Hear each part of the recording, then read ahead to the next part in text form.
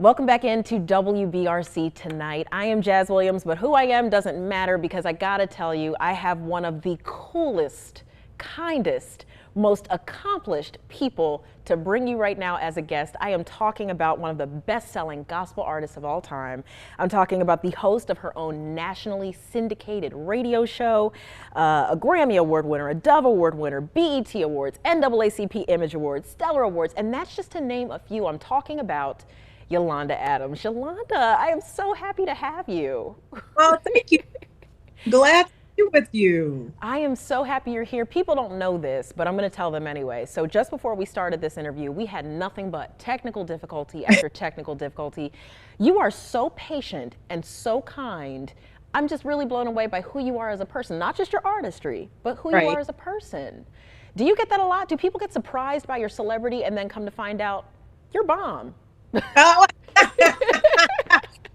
I think a lot of people have this notion of what stars are supposed to be like and what artists are supposed to be like. And when they find out that we're just like you, we have the same things that we go through. We deal with life the same way. They're like, oh, so there's not some magic thing you can just wave and nothing happens, right?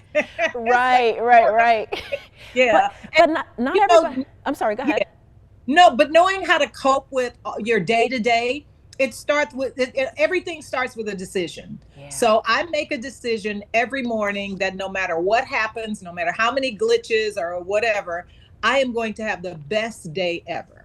You know something that's so interesting, because I know we're talking about the fact that you're coming to Birmingham for the There Is a Balm in Gilead National Healing Conference. And I feel like there are no accidents in the fact that you're coming for the healing conference, and we're kind of talking about mental wellness and mental health just a little bit, just for a second, because you were helping me do some breathing techniques before we even started this interview because I was overstimulated and stressed out. How big of a part has good mental wellness played in you and what you do and all that you bring? Oh, it has everything to do with what I do, what I bring, because whenever I bring myself, I'm bringing my mental, I'm bringing my physical, I'm bringing my wellness.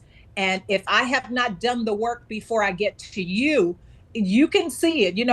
I may be able to camouflage it a little, but discernment can see, oh, she's traveling too much. Oh, she has too much on her mind, or she may be going through a whole lot. So I make sure that in my day to day, the things that people don't see me doing, I take care of myself. I love on myself. I tell myself how proud I am of myself, those are things that are at the top of the chain, Yeah. And that's such good wisdom coming from you, because you have been in this industry for a long time. I remember hearing records of you singing as a teenager, as a young person.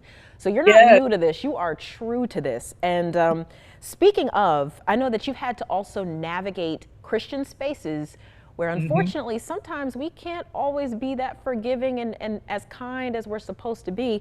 And you also have really doubled down on your support for people who are different from you as well. Yes. How has that been? How have you navigated that with yourself too?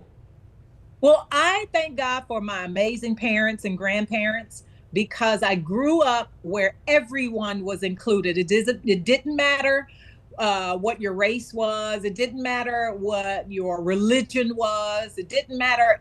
All of those things didn't matter. My mom and dad, when you talk about I'm the bomb, no, my mom and dad, because we were surrounded by so much love and so much amazing diversity in my family that, my dad's best friend, although we were Baptists, my dad's best friend was a Muslim. So there was never this thing where we thought we were better than anyone or, had it going on more than anyone. It was just literally, hey, these are your friends. This is the guy that I ran track with, that my dad was like, this is Melvin, we ran track. And so our families grew up together. And so there was really no separation, because love is love is love is love. Yeah. And there were, oh man, growing up in church, there were so many people that we came in contact with. And, they would include the LGBTQIA community. now, Yeah. but, you know, we didn't have all those labels then. You just knew that, you know, Mr. Morris was the perpetual bachelor. You know, you just knew all these things, and they had terms for them, but they weren't so divisive, you know? And so growing up in that environment where God created everybody and God loves everybody, it's easy for me to, you know, to be that person, to be sincere about someone else's identity, someone else's religion, and respect them at the same time. Wow, that is so important, and that is so beautifully said, especially because lately, I mean, I don't know how online you are. I'm chronically online, but you know, I've seen a lot of criticism for people like Kev on stage who have come out and said, "Hey, I don't have the authority to dislike people who are part of the LGBTQ community. I don't have that authority to shun people." And you have kind of followed a similar, you know, path in terms of how you've advocated, so to speak, or said, listen, my job as a Christian is to love everyone. But I know that some Christians have not found that, they have not received that well. How have you kind of rectified that within yourself as this is my target audience and they may not be liking what I'm saying, but I'm going to stand on truth and what I believe? Well, here's the deal with that. And I know in television and radio, pauses are horrible. So, well, the deal is the world is my ministry. And it's not just the church, it's not just the four walls of the church. And I was comfortable with that when I was 13 years old, that I am not confined to a box and I am not confined to a church box. I all over the world. I have sat with all kinds of people, all kinds of beautiful people. And if I am supposed to walk in and represent God, that's what I'm going to do. Yeah. Because God so loved the world that he gave. So the first thing that I can give is my presence. Wow. The second thing I can give is my love. And then the third thing I can give is my respect. And that it doesn't matter who you are, where you're from. We could disagree on everything, but I have to do those three things if I'm going to call myself a child of God. Oh, sorry, but yes, period. I don't know if I'm allowed to, but period. I love the way you said that. And I know I just probably made the audio spike, but man, I could not agree more, which is what makes it so much more exciting even to see you coming to Birmingham for this conference, because when you talk about national healing, the National Healing Conference that you're coming to, it's so nice to be able to engage with one, a healed person, but Yes. also someone who is really interested in the goodness and the healing of other people. Can Yes. you tell me how excited you are to be back in Birmingham, Alabama? First of all, I love Birmingham. I love everybody. Shout out, hey, Pastor Mike, and all my Debbie and Dr. Panion and all of my favorite people in Birmingham. Good to holler at y'all through the TV. I love Birmingham. And then when I found out that the conference was called There's a Balm in Gilead Healing Conference, I was like, oh my gosh, I hope that people get the true message of what that balm is all about.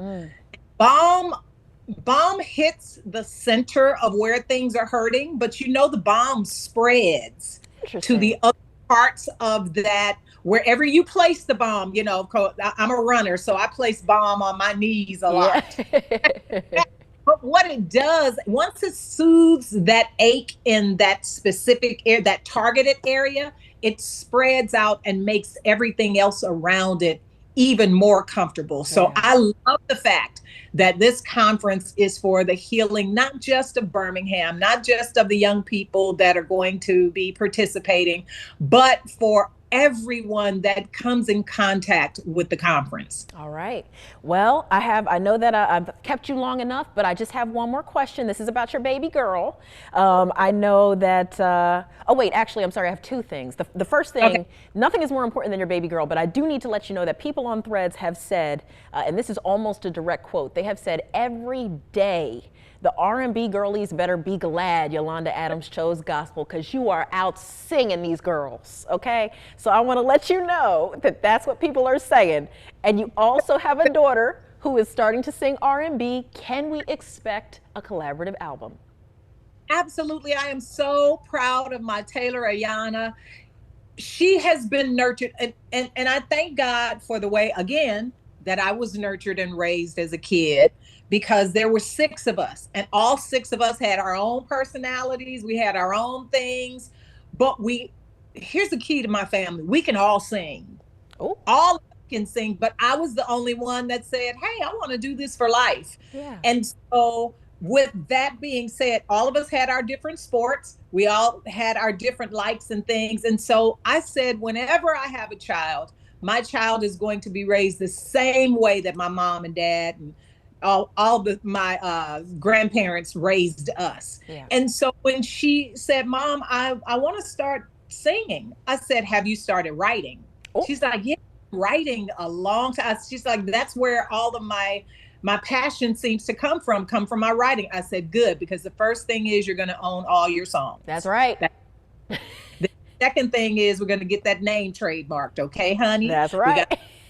So, I showed her how to build her brand, and build it away from me, but not excluding me. And so she called the other day. She's like, Mom, I wrote this beautiful song and I think you should do it. And I said, okay, well, why don't we do it together? So yes, in 2027, there will be a collab with myself and my baby Taylor. I'm excited. I'm so excited. This is the best. Okay, well, I'm looking forward to it. I cannot wait. I'm also looking forward to this conference. Now, listen, if you missed it, if you're watching this and you missed it, this conference is called the There Is a Balm in Gilead National Healing Conference. And again, this is on September 19th, so it's coming up. September 19th, it'll be at 7 p.m. at the Wright Fine Arts Center at Samford University. So, Miss Yolanda, why don't you tell people why they should come? They should come to the closing concert because I will be there. Alabama A&M University Choir will be there. Also, Birmingham Youth and Young Adult Choirs will be there. We're going to have so much fun closing out the conference. If you get a chance to come to the conference the whole time, please come. It's going to be a blessing. And if you can't go to the entire conference, come to the concert on September 19th. We promise to bless your heart. Oh, well, I feel blessed already. I'm excited. Thank you, Miss Yolanda, for your time. I am nothing but grateful, not only for this conversation, but also for the behind the scenes when you were helping me woosah. Thank you so much. Oh, thank you, Jazz. My pleasure. We'll be right back for more WBRC Tonight after the break.